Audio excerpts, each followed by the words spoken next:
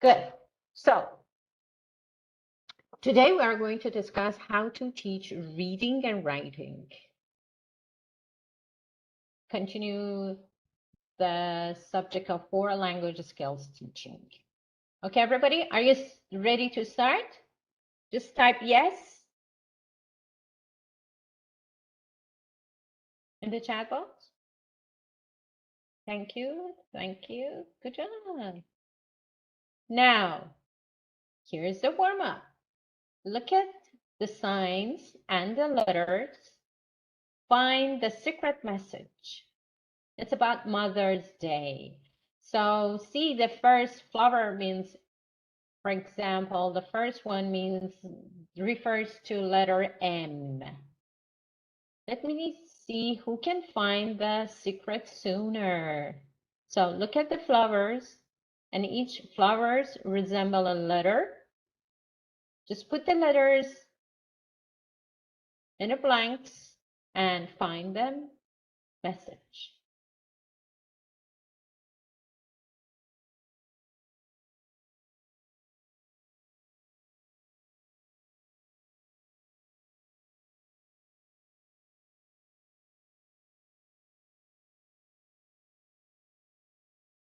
Just type it in the chat box.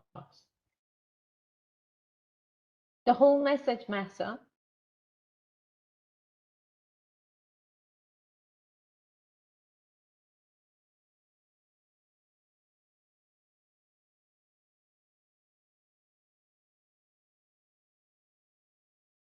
You have 1 minute.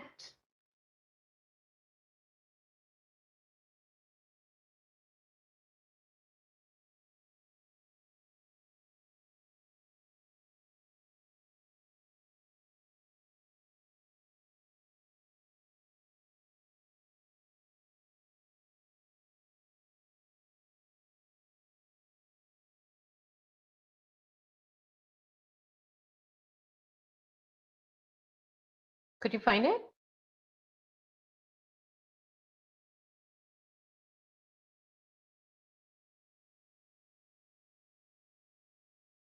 Bravo, Shabna. Mother's Day.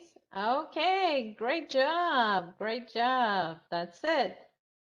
So Mother's Day is on the second day in May. Bravo. Bravo. Good.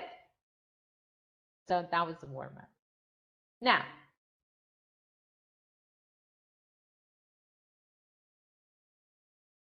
okay. For reading, tell me, is it receptive skills or productive skills?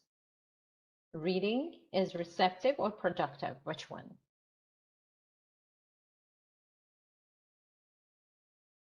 That was mine. Good. Receptive, because they receive them. Students receive the knowledge. Exactly. They receive. They read something. They learn about vocabulary. They learn about grammar, functions, and the language. They receive the knowledge. Okay. We have two, when we work in the class, there are two forms of reading. Do you have any ideas what are those two?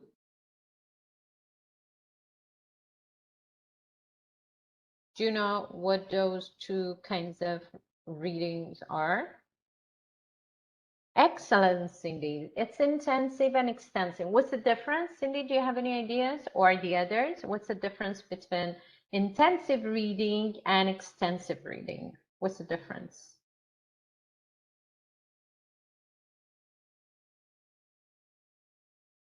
You know, if you don't have any ideas, just type no, so I'm not going to wait.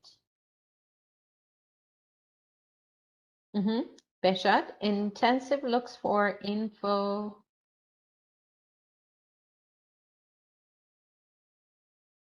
Any ideas for extensive or even intensive?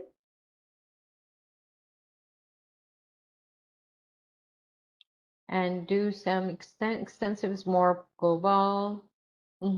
Thank you. Good points. Okay, so intensive reading and extensive reading. Actually, intensive readings, as your friend said, it's like the readings in their course books. what you need to learn everything about it, like your school. Your school course books reading. So you should understand the reading.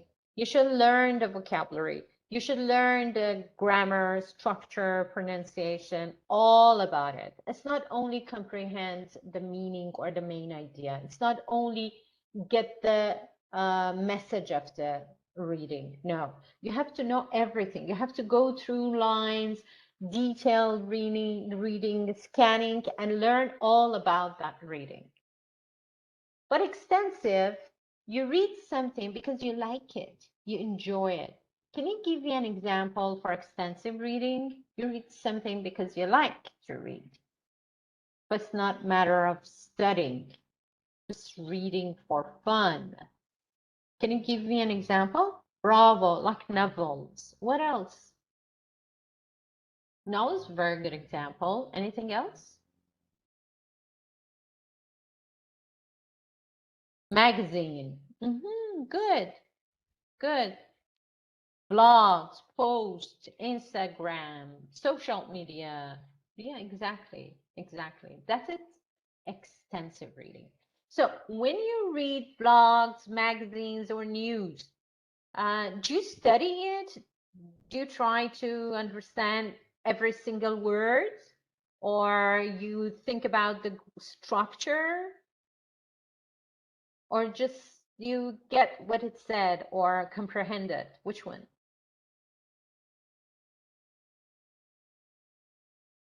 Yes, Shabnam, please. You raise hand. I just read it to enjoy and get the whole idea.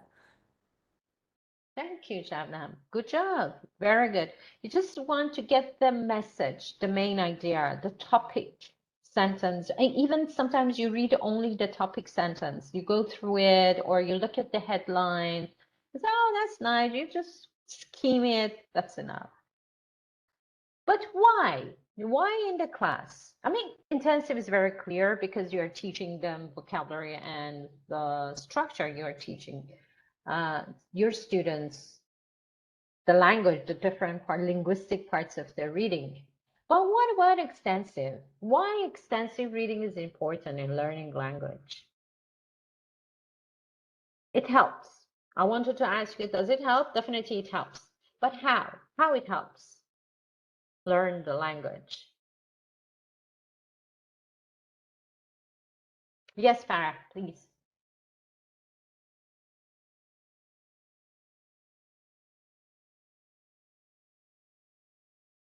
Go ahead, Farah. You raise your hand, please.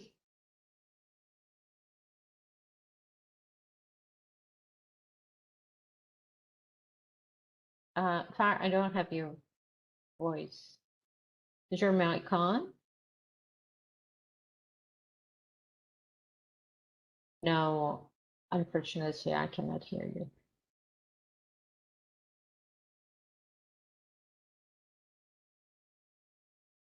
Guys, can you hear Farah? No. Farah, maybe it's because of poor connection. Do you want to type it for us? And Shabnam, you please? Yes, please. Yeah, it helps because the student reads with joy and it gives motivation and it helps with vocabulary, with structure. They will be familiar with different kinds of structures, vocabulary, right grammar without studying, just by reading something that they are interested in. Thank you. Good point.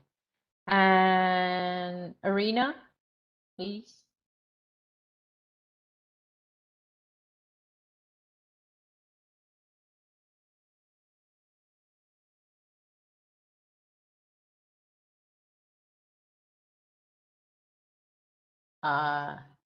Arena, your mic is on too, but I don't know why we cannot hear you. So Beshat said it helps with speaking and writing. The best way, and Farad said the best way to learn languages is through motivation and reading something you like. Very good. Arena, would you please type your idea then? Because we cannot hear you. I don't know what's the problem. The only guess is maybe it's because of weak internet connection.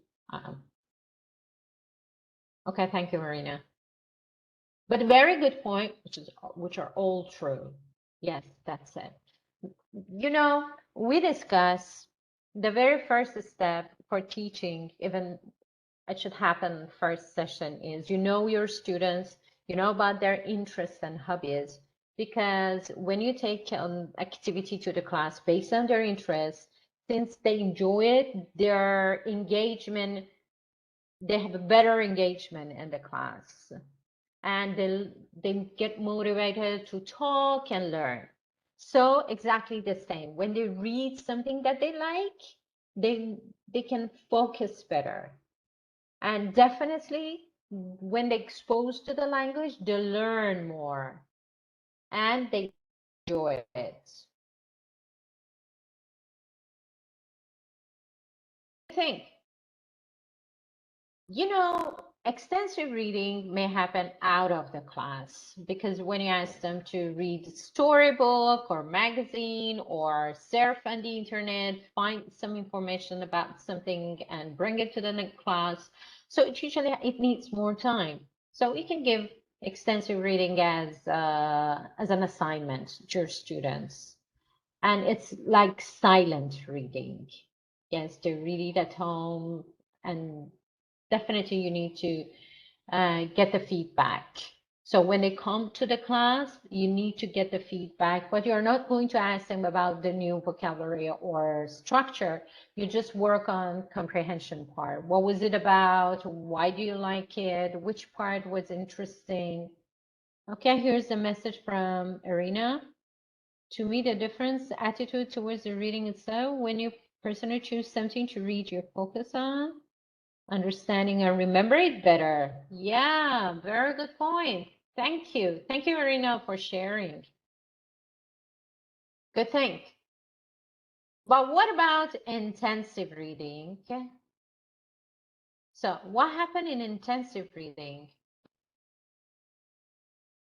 It's silent reading as well. Why it happens silently at first? Because when you read something aloud, your focus is on pronunciation.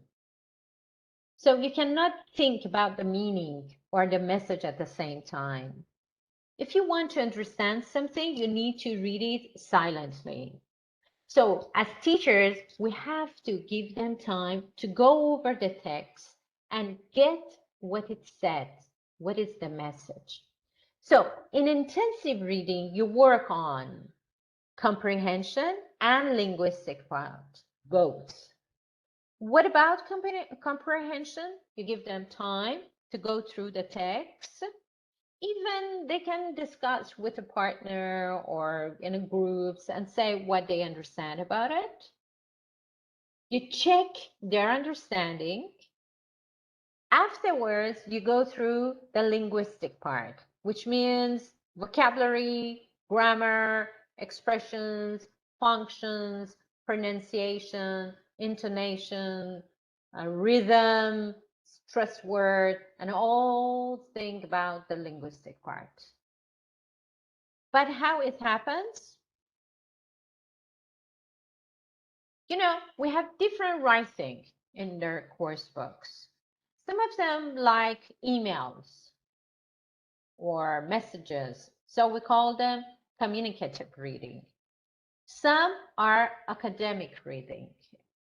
So they should learn how it works for formal messages, informal messages, or formal reading and friendly kinds of reading like communicative one. How they learn it, when you review the structure, like cohesive devices or linking words. So it's intensive reading.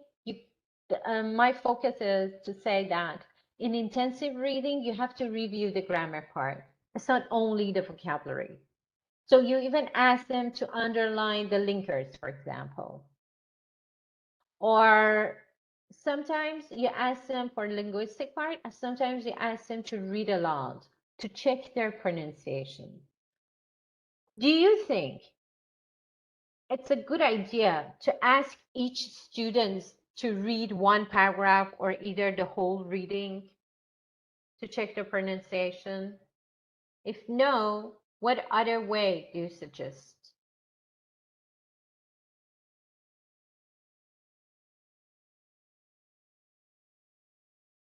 Do you get the question? The question is, you need to check their pronunciation and you need to practice the pronunciation part with your students.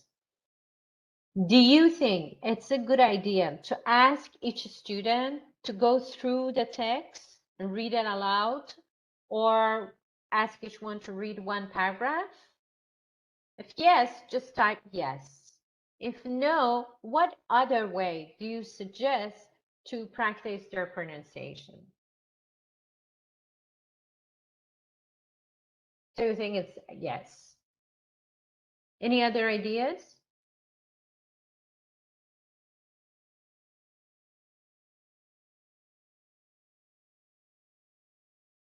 Okay. Imagine, yes, Shada, please, you tell me, then I'm Yes, gonna. I think it's good, but at the same time, you can ask them to read silently and then summarize it to you. This way, they talk, they use different structures, they use their mind, and also you check their pronunciation. Mm-hmm. Thank you. Thank you. Thank you very much. So I wanted to say, imagine you have 10 students in the class and just ask each one to read one paragraph. So there are 4 paragraphs. So the first four read paragraph A, B, C, D. And again, next the students start to read from the beginning. Don't you think it's very time consuming and your students get bored? I mean, it's good. It works for one-to-one teaching, one student. But what if you have 10 or 12 students? It's going to be very, yeah, that's it. Your students get bored and it's going to be very boring. So what other way to check their pronunciation? There are 2 ways. Either you ask your students, you just select some sentences and ask your students to read 1 or 2. You can't hear me? Oh, Farah, maybe you need to log out and log in. Guys, what about the others? Can you hear me well?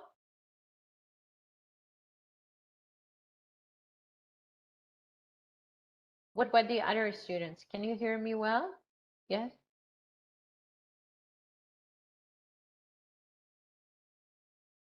Oh, okay. Oh, okay. Thank you, Babak. Okay. So you need to log out and log in then. I hope it works. So I was saying that there are 2 ways.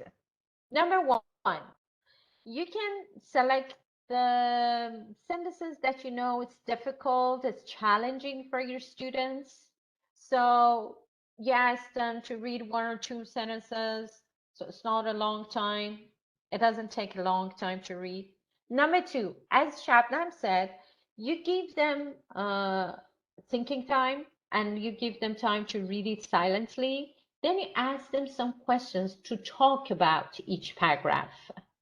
While they are talking, you can check their pronunciation, you can check their intonation, you can check the rhythm and tonality and everything. And since they are engaging, they are talking, and you ask them some questions, so they are involved in the activity, it's not boring and they won't get bored. So either ask them to read the sentences which are challenging or difficult sentences, not the whole paragraph, but maybe 1 or 2, each one of them read 1 or 2 sentences. Number 2, talk about the text. So in this way, you can check their pronunciation. So reading out loud, it's okay. but it depends on the number of the students. And the class shouldn't be dead or boring. Good job. For academic reading, definitely you need to talk about different parts. So what's the introduction? What it said? What's the aim of the main body? Or what about the conclusion? Why is that? Because this reading is the sample for their writing. This reading is a sample for their writing. If they understand the reading as a receptive skill, if they understand the reading and they analyze each part, definitely they can write it better. So in academic reading, we need to analyze each part. What is the aim of each part? What is said? What is the topic sentence of each paragraph? And what are supplementary parts or supporting sentences? What is the conclusion? What's the difference between conclusion and introduction? They go through it, and when they learn it in writing, when you ask them to write, they have a good sample. When you ask them to read silently, what is the aim? To check their comprehension. There are two forms for checking comprehension. One is general comprehension and the other one detail. Okay, go through detailed questions. Detailed reading. What we call, no, give me a minute. What we call for general questions, I mean asking general questions, we say skim the text. So when you ask them, definitely, Farah, I'm recording it. I'm recording. Yes, definitely. Definitely. It's guys, do you know where is it exactly on Canvas, the recording modules? Where's the record? They emailed you the link. Am I right? Yes, they emailed you the link of the recording. And number two, it's on YouTube. TESOL Canada, YouTube, TESOL Canada. You can find all the webinars.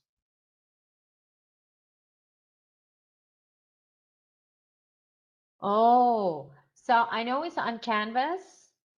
It's on Canvas. There's a column on the left. So either the first or the second one. Number two, they email you the link. Number three, on Canvas, it said videos. Yes. And number three, you can find it on YouTube, TESOL Canada. Am I right, guys? The other students, do you have any ideas? I can find it at the end of the webinar. Yeah, okay. Babak, I'm going to show you. At the end of the webinar, I'll show you where you can find it. No worries. Definitely. So what is scheming? Scheming is you just give them time, give your students time to go through it very quickly and get the gist of the reading. Just understand the main idea. How can they skim? So the method is skimming. How can they skim? They read the title. They read the introduction part or the first. Guys, hold on a minute. So let me see what's in this said. So it's on, you can find the videos on announcement part. No, Farjan, I just check with the others and they say it's okay. So I believe it's your internet connection.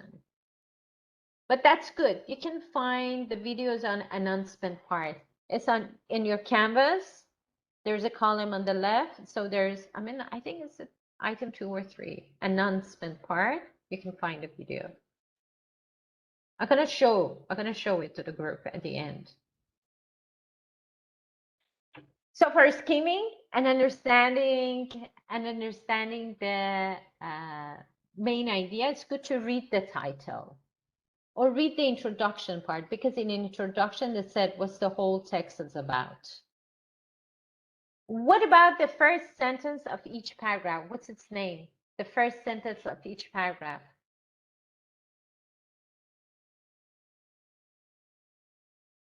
What do we call it? The first sentence? Bravo, bravo. Topic sentence. Very good, Shapna. Very good, Besha. Topic sentence. They can go through the topic sentence and guess and understand what is this paragraph about. Or headings or subheadings. If there's a chart or graphs or picture, they can go through it and understand what this text is about. In some texts, you can find bold or underlined words or phrases. So still, they are the keywords. So we always ask the students to skim the text first. What's the difference between skimming and scanning? Do you have any ideas? What's the difference? Yes, Babak, please. I think the difference is the strategy we have. For example, in IELTS tests, if you are asked for a specific information, for example, a date or a number, scanning would be a better idea. Just you scan the text in order to find the specific answer. But as you said, for finding the general idea, for example, if there are headings that we should match with paragraphs, or if, I don't know, at the end of the reading sections, we have some questions which is with, I don't know, relationship with the entire text. So they ask the general idea of the text or the point of view of the author, etc. In these cases, I think skimming would be a better idea.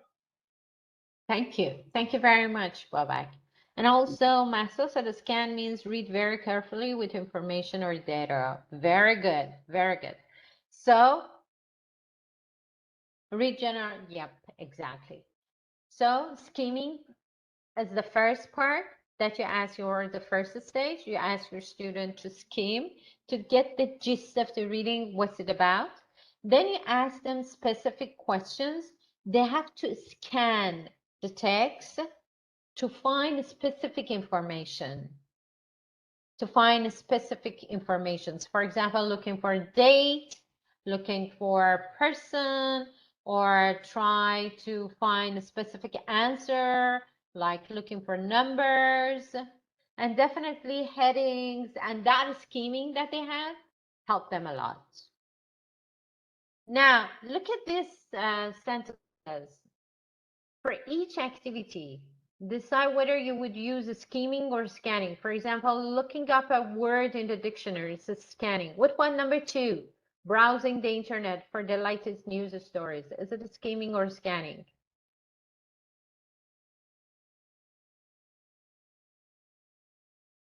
Number 2.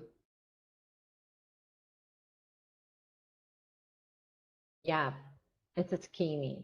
Choosing a book from a library or bookshop. Is it a scanning or skimming? You need to scan. Finding a particular news story in a newspaper.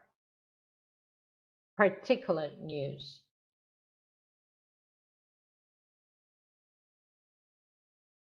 Definitely scanning. Finding the price of a product in a catalog.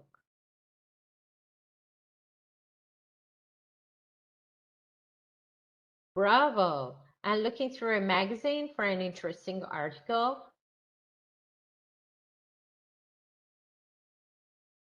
Excellent. So you got it. What's the difference between skimming and scanning?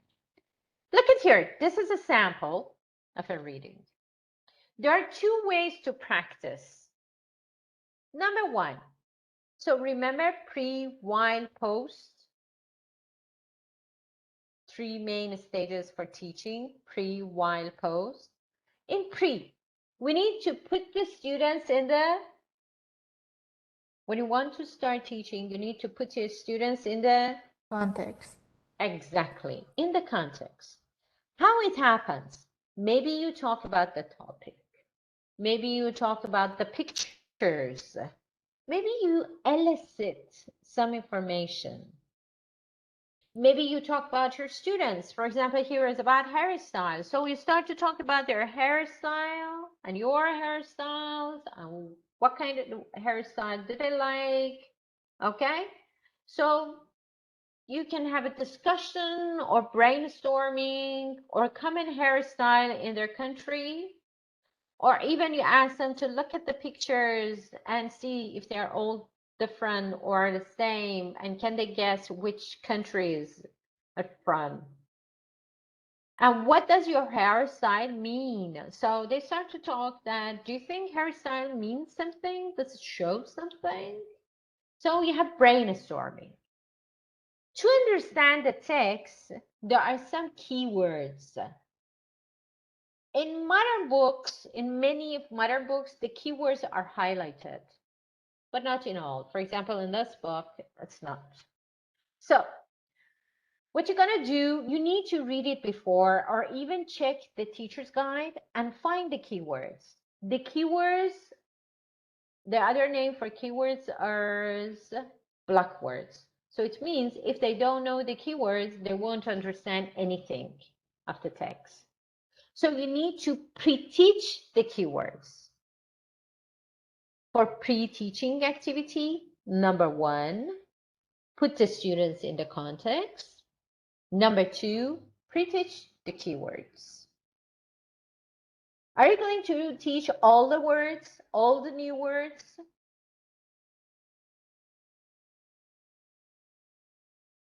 You can type it in the chat box, yes or no. Are you going to teach all the new words?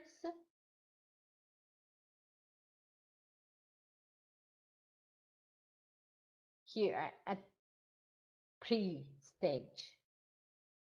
Thank you, Shabnam. That's right. No. Why no? Why no? Why you don't teach all the new words? Only you teach the keywords? Why the answer is negative?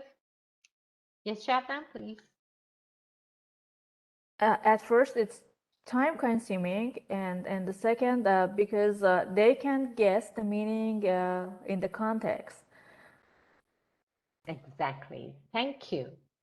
You need to give a chance to your students to guess the meaning. To guess the meaning. So they try to understand. Do you remember those 4 C's we were talking? Communication, collaboration, critical thinking, and creativity. The four C's of 21st century characteristics. So let's work on critical thinking. Let them read it maybe on and on, maybe more than 2 times. That's fine. They try to understand and guess the meaning. So we only pre-teach the keywords. Then we give them time, ask them for scheming. We give them time to go through the text and get the gist, understand what's it about. They go through the text, they guess the meaning of the other words. After that, we can ask them some, get the feedback. When you give them an activity, you need to check with them. You need to get the feedback.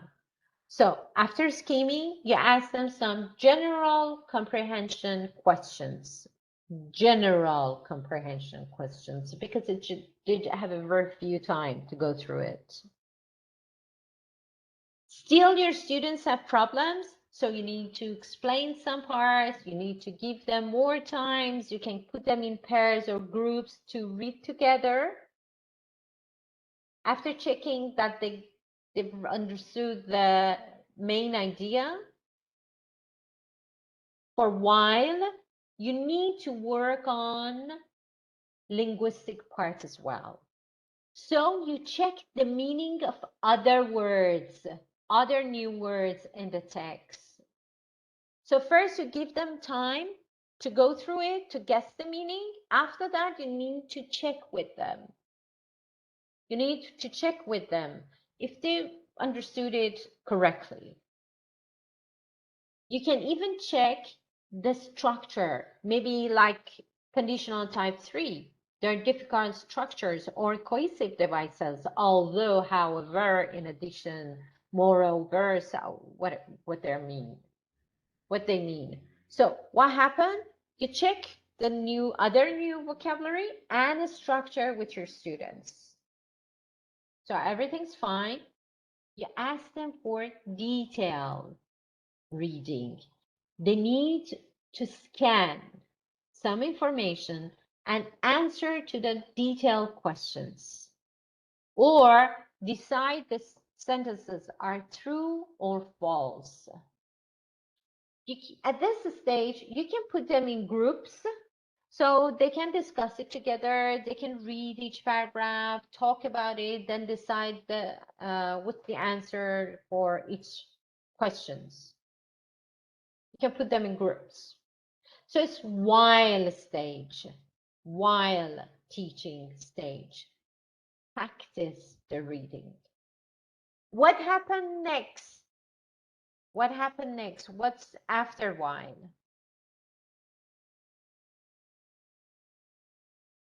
What is the stage after while teaching task?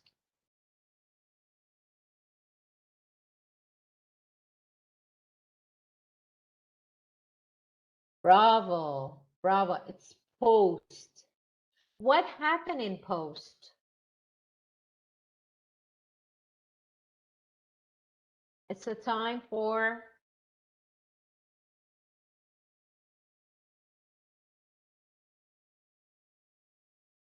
thank you, Shatam. Yes, please. You check more detailed information about the text and how well they understand it. Thank you. Thank you. Yes, it's the time that you get the feedback.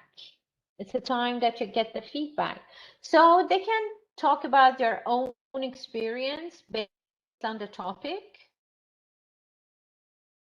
They can say what they like or what they don't like about it. Or even they can make some questions about each paragraph and ask each other. So it's the time that you get the feedback. Exactly, exactly. There is another way to teach this kind of reading. If there are some paragraphs which are not related to each other, okay? For example, they're separate. They're all under one topic, but they are separate. For example, paragraph 1 talks about Egypt, paragraph 2 talks about Japan, paragraph 3 talks about Africa, and 4 talks about England. So it's all about hairstyle, but they're not related. They're different. I mean, each one is single, okay? Not related. So what is in this kind of reading? You can use Jigsaw reading method. What is Jigsaw reading method? It's like you put your students, there are 4 paragraphs. You put your students in group of 4 and they skim it together. So they go through the whole paragraphs, the 4 paragraphs together. They get the gist of the reading. They understand the main idea of the reading. What happened next? They go to specific group. For example, it's A, B, C, D, paragraph A, B, C, D. So there are 4 groups. So A's goes in one group, student A for paragraph A. They goes in one group, student B another group, student C the third group, and students 4 another group. So there are professional groups. 4 students for paragraph A. They study paragraph A, they make questions, they discuss it. 4 students for paragraph B. Again, they discuss it, they make questions or task, or they do some task about it, and they discuss it. Student C, paragraph 3, students 4, a group of students 4. So they read paragraph D. You monitor, as a teacher, you need to monitor all groups and just listen to them, see if they have any questions or these things. Then after a while, I mean, maybe you give them 5 minutes or 6 minutes, depends on the length of the paragraph. They get back to their first group. So A, B, C, D again, but now A starts to ask them some questions to explain them about paragraph A. Student B talks about paragraph 2 to the whole group. Student C talks about paragraph 3, and student 4 talks about paragraph 3. That is jigsaw reading. Is that clear?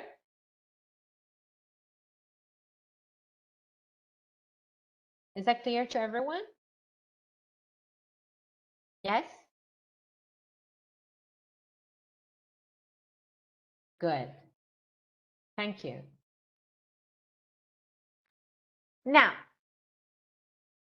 you know that for receptive skills, we have 2 approaches, bottom up and top down, because we discuss it in listening, teaching. Tell me, what's the difference between bottom up and top down? What's the difference?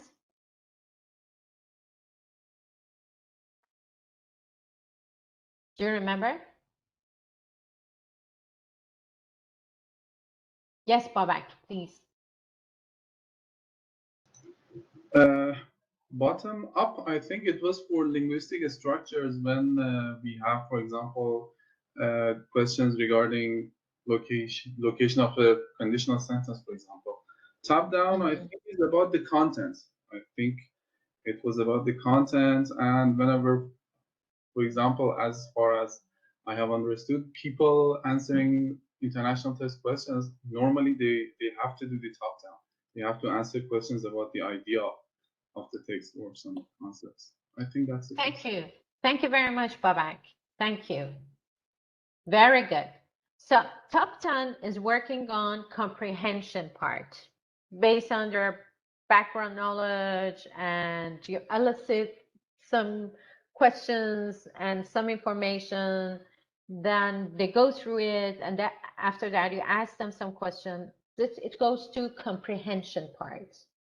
But bottom up, exactly as Babak said, it goes to linguistic part. You asked him about vocabulary, functions, structures, pronunciations, and expressions. I'm sorry. Now, look at here.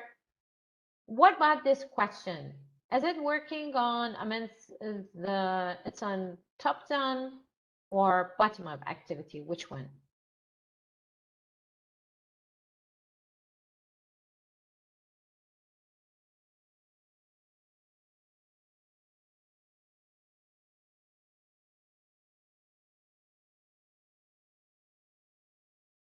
Okay, here's that. Do you think male and female brains are different? What are the stereotypes of men and women in your country? So they have the reading, they go through it and answer to these 2 questions.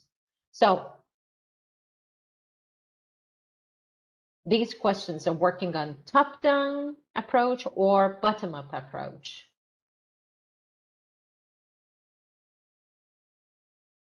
Thank you, Babak. What about the other students?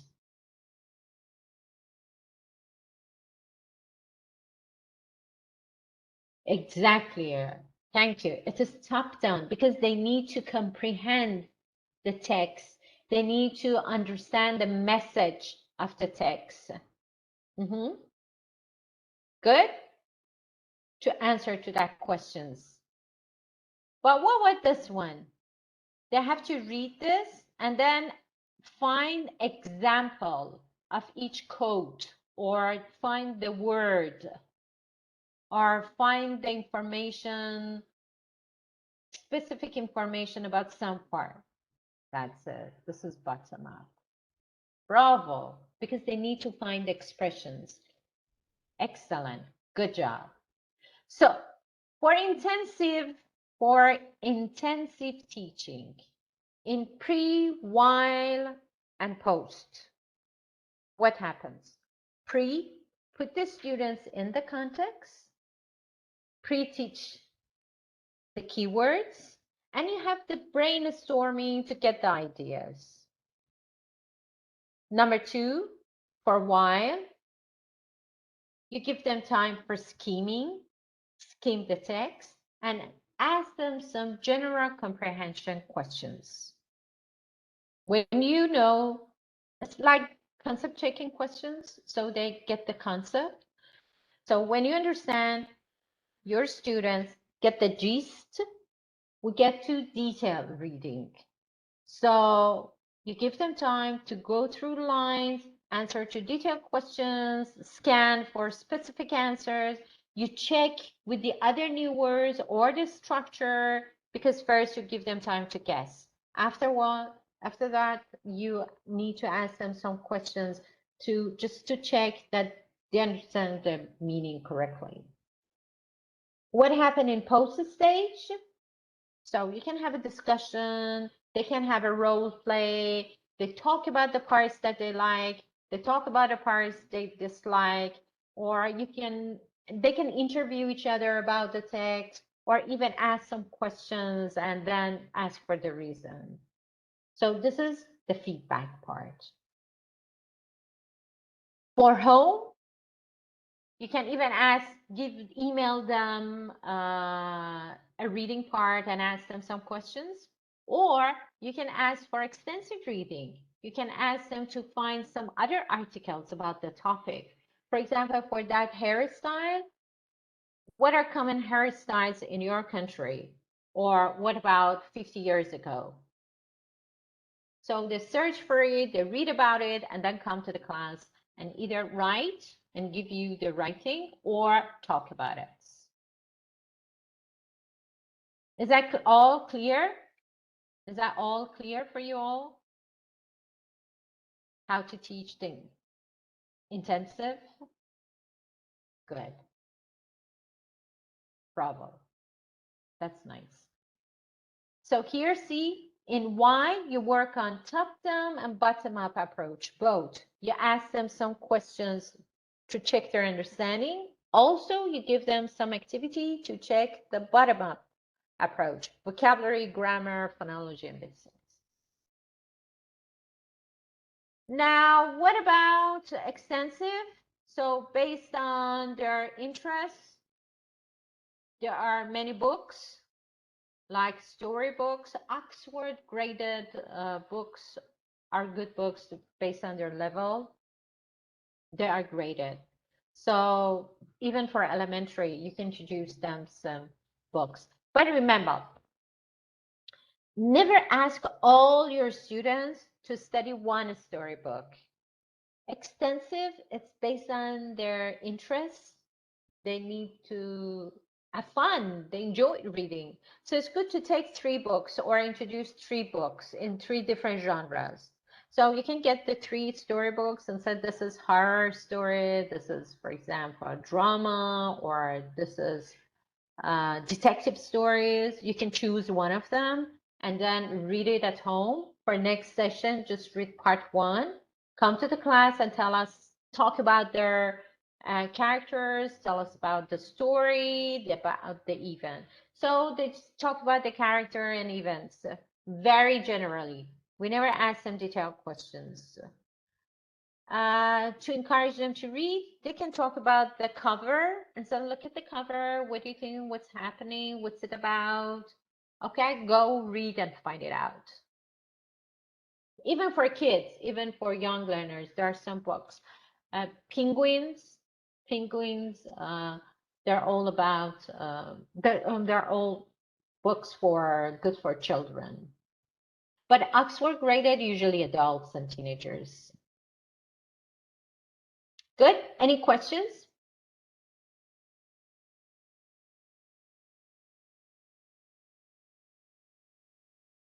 Guys, do you have any questions? No? You're welcome.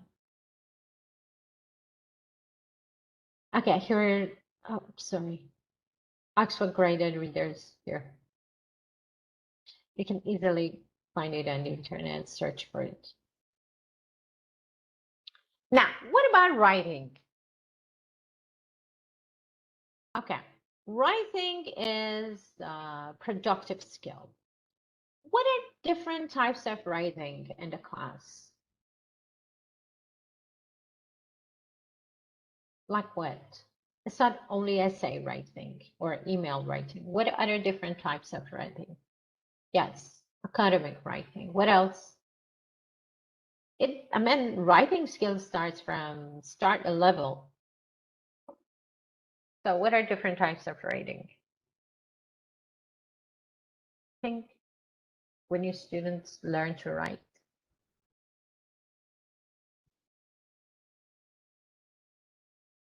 Okay. Can I give you an example like letter writing? They learn to write the alphabet of the language, of the target language. So it is letter writing. What else?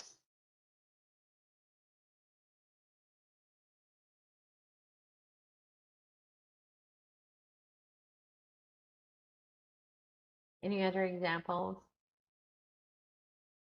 Okay. Yes, writing reports. Yeah. Good. Copying. They copy something. Gap filling is writing. Okay. Yeah. Chat sending messages. Thank you. Reordering words. That's writing. You're working on their spelling. Substitution. Guided writing, you give them set of questions and they have to answer to all questions, then it makes a paragraph. Creative writing, as you said, postcards, letter writing. I'm not sure if still anybody writes letter, but in the course books they have to learn it. Emails, writing emails, invitations, messages, as you said. Okay. Yeah, they're very good, Cindy. Very good.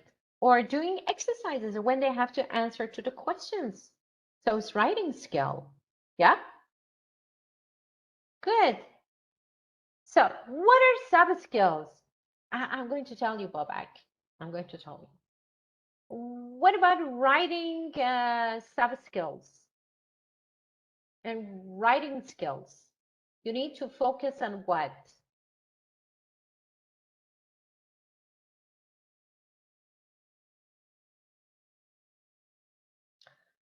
Yes, you need to work on structure. Bravo. Very good. Arena and Beshat, thank you. And also spelling, good. Spelling, what else?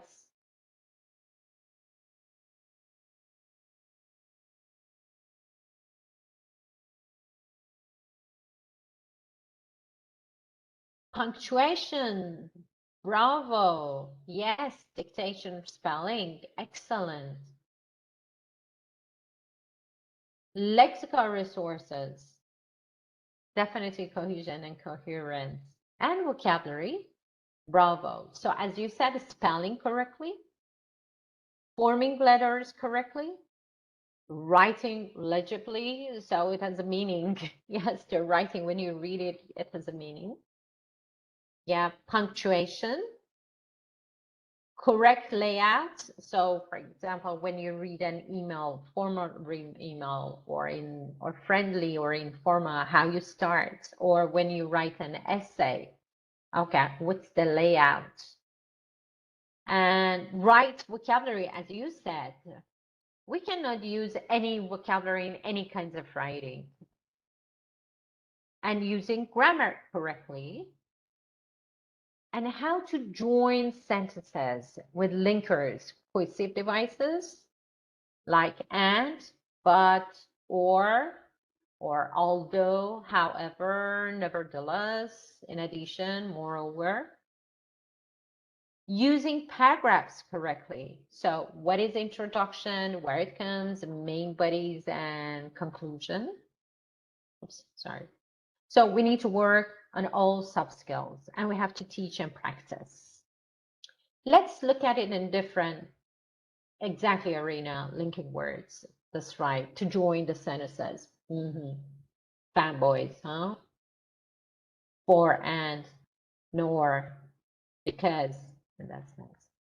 Okay, there are different types of writing which happens in the class, like control writing, guided writing, free writing, creative writing, process writing. Let's talk about them. Here is a sample of copying. It happens for starter level or elementary level. They need to look at it and copy to learn how to write the words. For example, in all languages, there should be space. There should be space between words. They shouldn't be all stick together. So I, space, went, space, to, space, go, space. What about the next exercise? What about this one? It's working on what? It's practicing what? What students learn in this exercise?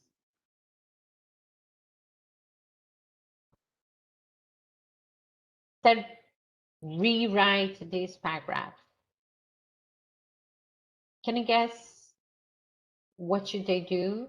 Look at the paragraph, the yellow paragraph.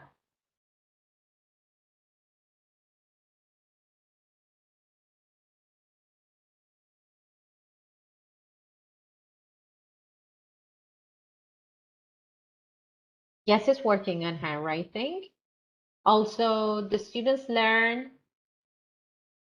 What else they learn? What corrections? Bravo, bravo. To start the sentence with capital letter. Bravo. So I should be capital. Her H should be capital. And names are capital in English. So Kimi, capital K. Amy, capital E. And punctuation. At the end of the sentence, they need to put punctuation. So I, capital I, went to my friend's place yesterday, period. We'll stop. Her name, capital H. Her name is Kimi, capital K. And she's very nice, period. She, capital S, loves talking to me, and sometimes we play basketball in their yard with her sister, Amy, capital E, and period. So I was practicing how to write it correctly with using capital letters and punctuation. What about this one?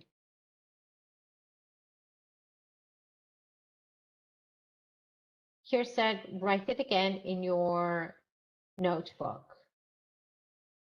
So what's the aim of this practice? Excellent, Cindy. Space, my space, mother space, is space, a space, doctor. Very good. And my space, excellent. Definitely punctuation period at the end of the sentence and start the sentence with capital letter. For example, in sentence 2, I should be capital. Good. Here's another example.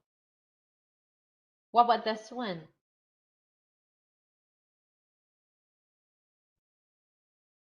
It works on. Can you guess the first word?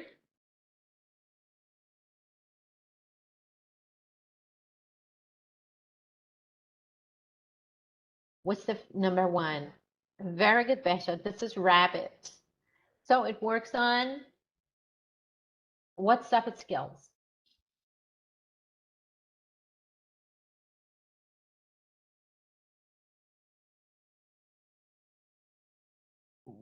what your students learn or practice through this activity?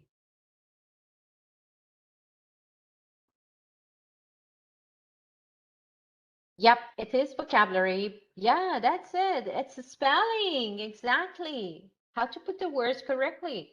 Bravo. So that's the spelling. That's it. Thank you. So the first one is rabbit. What about number 2?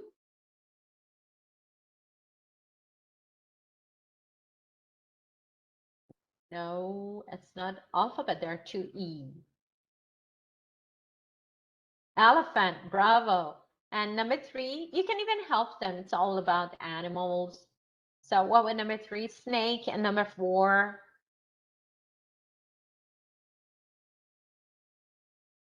Monkey. Yeah, good. Now here's ask them to fill in the blanks. Hello, everybody. My name is Tui, B. So they need to write the correct form of the verb. In this activity, it's writing, but it works on what? Grammar part, because correct form of the verb. So your focus is on grammar, but still it's writing. What about this one? These are all examples for while. These are all how to practice. Look at each picture and write 5 sentences for each.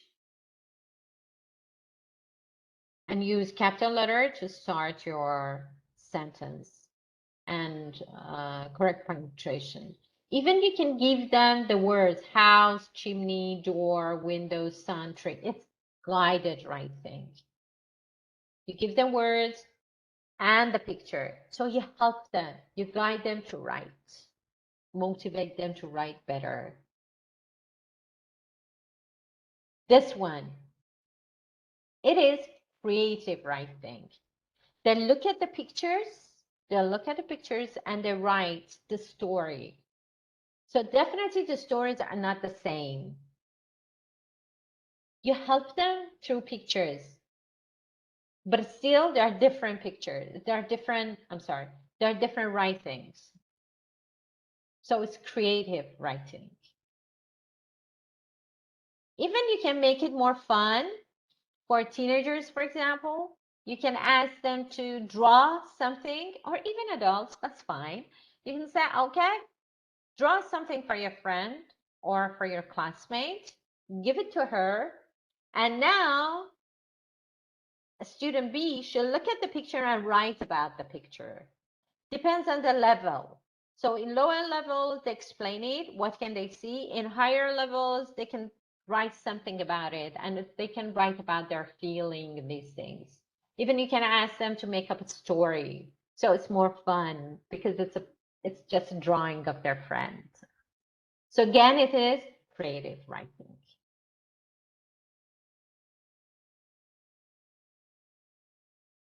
For higher levels, like pre-intermediate, that you need to help your students to write, because if you ask them, how was your last vacation? And they just write 2 sentences or 3 sentences and say, I don't have anything else to say.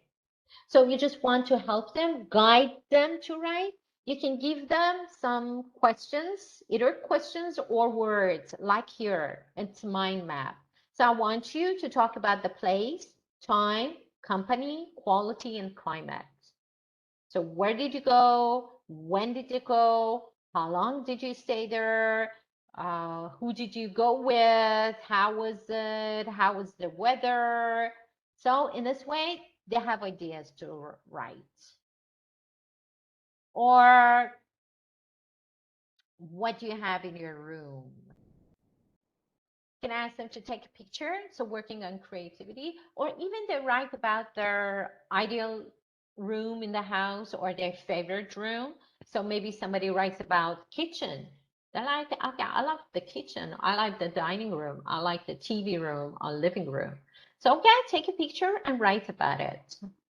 Or even you can email them some pictures and say, this is Susie's bedroom. So what do you think about her bedroom? Write about it. So again, you help them to write. You guide them to write. But what about academic writing? So there are some steps. Number one, the process. Number one is they need to think about the topic. When you give them the topic, they have to find the main idea behind the questions or behind the title. So it's good to ask them to underline the keywords. Okay, underline the keywords in the topic. And then you can have the brainstorming in the class and they talk about the topic. If either they agree with this or they disagree, or they discuss the problem and then give them some solutions or find some, or think about some solutions. Or even they talk about their opinion. You can put them in groups and give them topics to discuss with each other. After that, they make a list of their ideas. You give them time to order or organize the ideas. Maybe they cross out some of them and keep the main ones.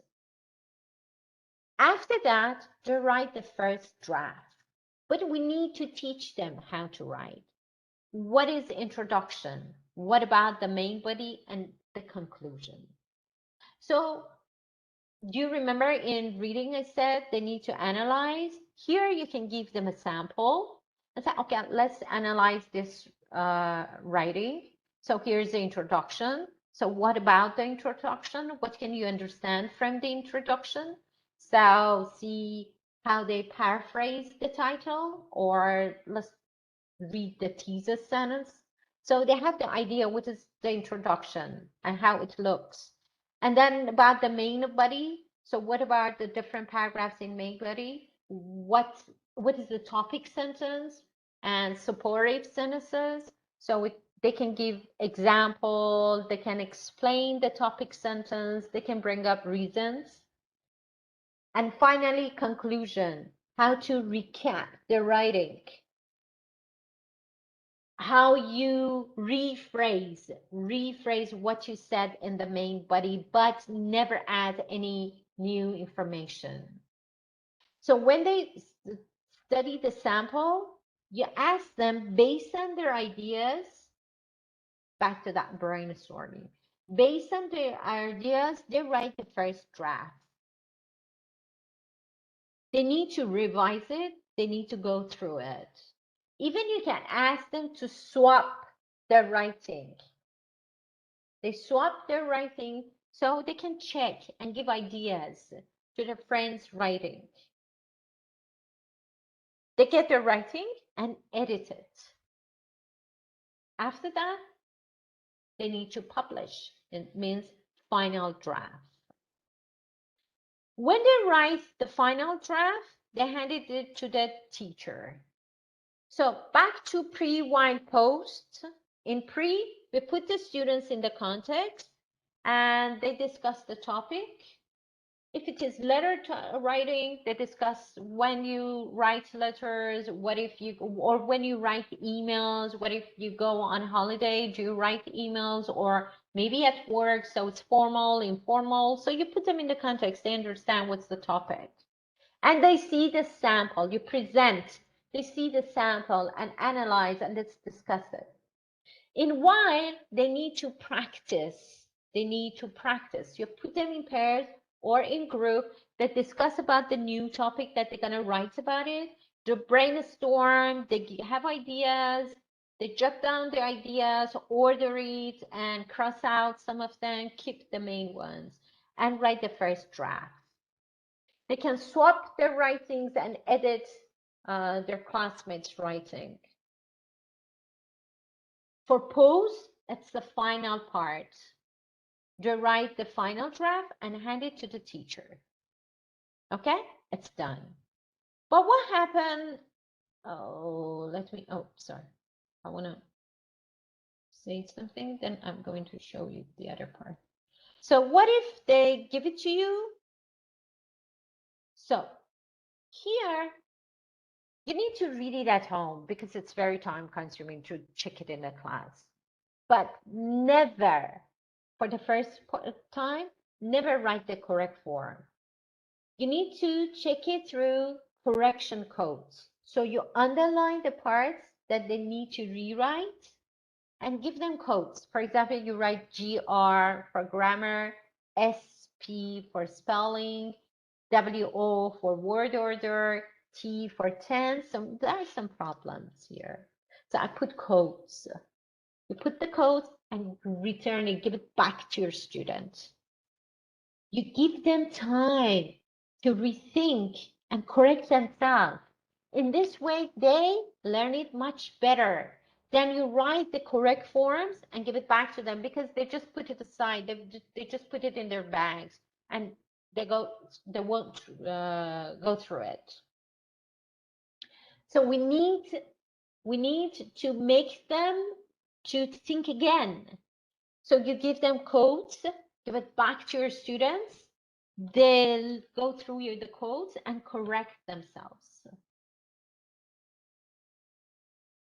Again, final draft, and it's your final checking. If still there are some problems, you write it for your students and give them extra practice to practice it more to learn it better. So this is the way you check the right things. You give them second chance, but help them through correction codes. Is that clear to everyone?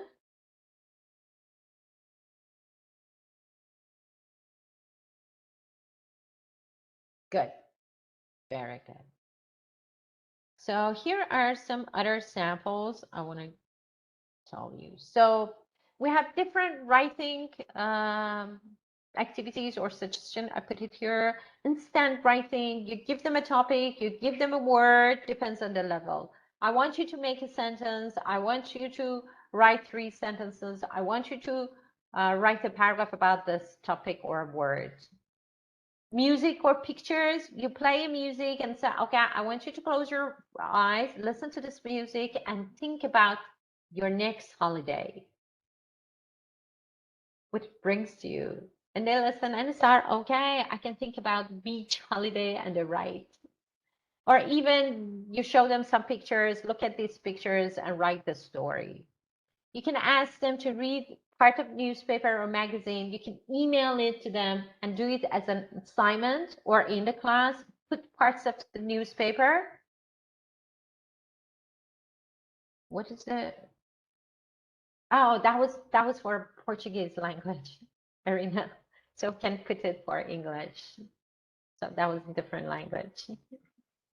Okay, so you can on PowerPoint in your online classes, parts of the magazine, and said, okay, I want you to read it, then write about your idea, or if you either you like it or you don't like it, or if you have any experience about it. Brochures or guides, they can make brochures. We are going on school trips, so make a flyer or a brochure or collaborative writing. What is collaborative writing? It's group writing. So you put them in groups, give them a topic, or either you can give them a picture and send in a group together they write it. They write it together. Or each sentence, write one sentence. In this way, you can work on cohesion and coherence. So student A writes the first sentence, and then student B need to read student one first sentence and then add another sentence. Student 3 need to read the 2 first sentences, then add another one. So it should be meaningful.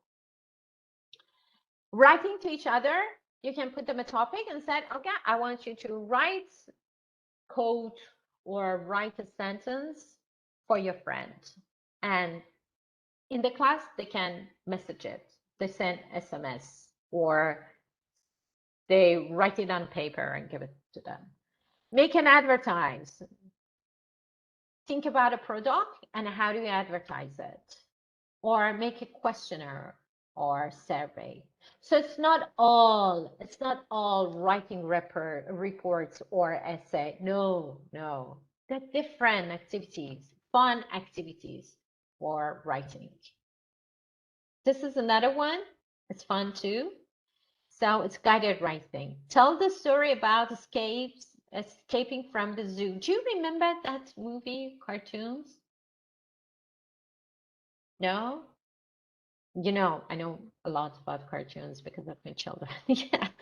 So what was it, the name? An elephant, a zebra, a hippo, a lion escaped from the zoo in America. Do you remember that? Yeah, that's it. Madagascar. Yeah. That was, and it is still one of my favorites. So write the conversation. What are they talking about? Write the story. Write some sentences about it. Write about your feeling if you see this animal in New York City. Okay, in New York City, it's so different. It could be creative writing as well.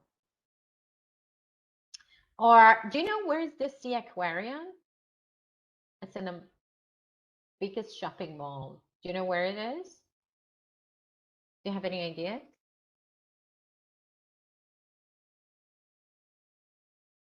No, no, no, no, no, no, no. It's not in Canada. It's not in Europe. It's not in North America. It's in Dubai, the biggest shopping mall in Dubai. Yeah, that's in Dubai. There's this very big sea aquarium in the middle of the mall. Yeah. So talk about your experience. What if you go to that shopping mall? I'll look at the picture and write about it. This is creative writing. Good. So in lead in, pre-teach the new words. If they need to know some new words or structure, you need to review them first. Show them a sample, setting the context, introducing, then analyze the model and give a student enough time to go through it and put them in pairs or a group to write the first draft. Then they can swap and edit each other's writing. And in post, it's the final draft. They hand it to the teacher.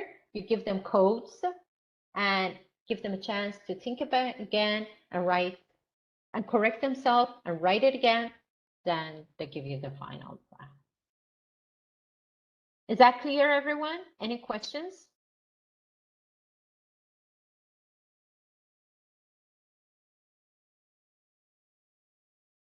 Sure. No questions then? Good. So this is a very good site. This is a very good site. Oops. Pinterest. You can find very good worksheets. And, oh, no. Okay, I want to show you something else. So from Pinterest, you can find good worksheets for writing. I want to share with you the site. So because you said you have problem to find the videos, still we have time. So Canvas. Yep. Here. Let me open it.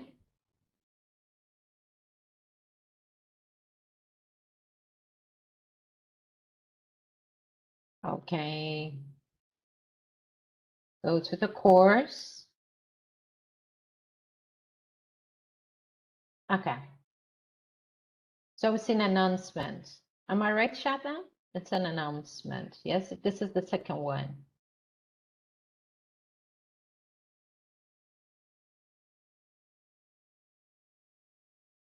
Okay, I'm going to share with you, but first I need to find it myself. Then I'm gonna show and so on YouTube, this can it's gonna be here. But I mean I myself here. I myself receive emails. I guess you should receive email as well.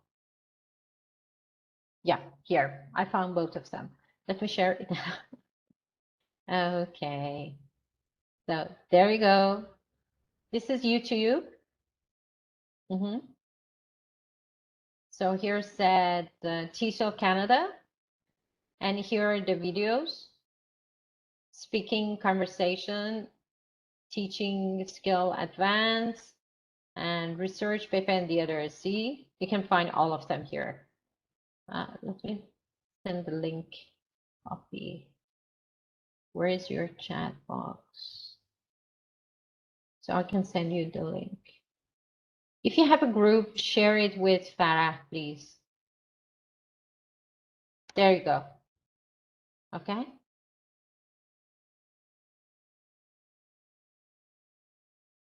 And in your Canvas, here announcement, here you can see the webinars. So you go to Canvas. This is Canvas. Here, then announcements. There you go. Here. And for modules, you can find it here.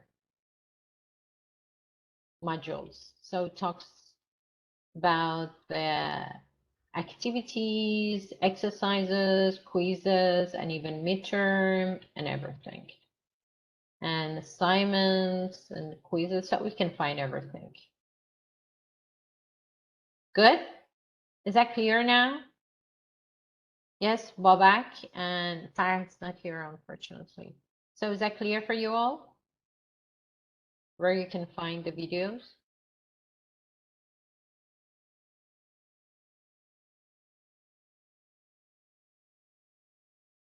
Sure, sure, very good. Now, for writing your 4 skills assignment, so you need to write, I mean, it depends what kind of TESOL are you studying, either 4 or 2 or any, men, no matter how many assignments you're going to write. So it should be integrated. So don't write one lesson plan for listening, one for reading. No, integrated. So you think about a lesson and you need to attach that lesson to your lesson plan.